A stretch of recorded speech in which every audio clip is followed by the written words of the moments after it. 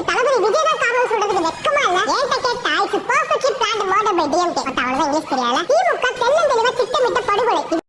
கரூர்ல வந்து பாத்தீங்கன்னா விஜய் வந்து பிரச்சாரம் முடிச்சுட்டு போனதுக்கு அப்புறம் வந்து பாத்தீங்கன்னா அந்த இடத்துல 40க்கும் மேற்பட்ட பொதுமக்கள் வந்து பாத்தீங்கன்னா கூட்ட நெரிசல சிக்கி வந்து மரணம் அடைந்ததாக சொல்றாங்க. நியூஸ்லயே பாத்துட்டு இருக்கோம். இந்த இடத்துல எனக்கு ஒரு டவுட்டுங்க. நான் வீடியோ கிளிப் காட்டுறேன். வீடியோ கிளிப் பாருங்க. மறக்காம பாருங்க. இந்த இடத்துல சுடிதார் போட்டு ஒருத்தவங்க அழுகுறாங்கல்ல, பாருங்க, நல்லா பாருங்க. இவங்க இந்த இடத்துல நல்லா உட்காந்து அழுதுட்டு இருக்காங்க. ஆனா இவங்களே செத்து போன மாதிரி ஒரு இடத்துல ஒரு இன்னொரு வீடியோ கிளிப் தூக்கிட்டு போறாங்க. பாருங்களேன், காட்டுற பாருங்க, அதையும் பாருங்க.